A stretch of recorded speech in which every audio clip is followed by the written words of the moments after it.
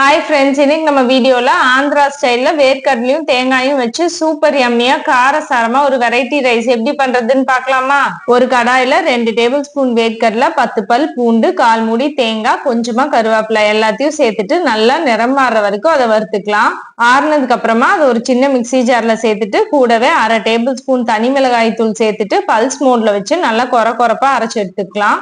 இப்போ ஒரு கடாயில 2 டேபிள் ஸ்பூன் எண்ணெய் சேர்த்துட்டு நல்லா காஞ்சதுக்கு அப்புறமா 1 டேபிள் ஸ்பூன் கடுகு சேர்த்துட்டு கடுகு பொரிஞ்சதுக்கு அப்புறமா 1/2 டேபிள் ஸ்பூன் ஜீரகம் சேர்த்துட்டு பொடியா நறுக்குன 2 மீடியம் சைஸ் பெரிய வெங்காயம், சாதத்துக்கு தேவையான அளவு உப்பு எல்லாத்தையும் சேர்த்துட்டு லைட்டா வதக்கிக்கலாம். இப்ப அது கூட ஒரு வரமிளகாயும் ஒரு கொத்து கருவேப்பிலையும் சேர்த்துட்டு வெங்காயம் கண்ணாடி பதம் வர வரைக்கும் ஒரு 2 நிமிஷம் அதை நல்லா வதக்கிக்கோங்க.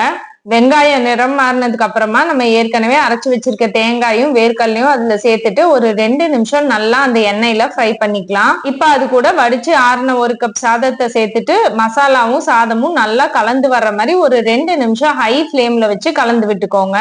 அவ்வளவுதான், சூப்பரா காரசாரமா ஆந்திரா ஸ்டைல்ல ஒரு தேங்காய் வேர்க்கடலை சாதம் ரெடி.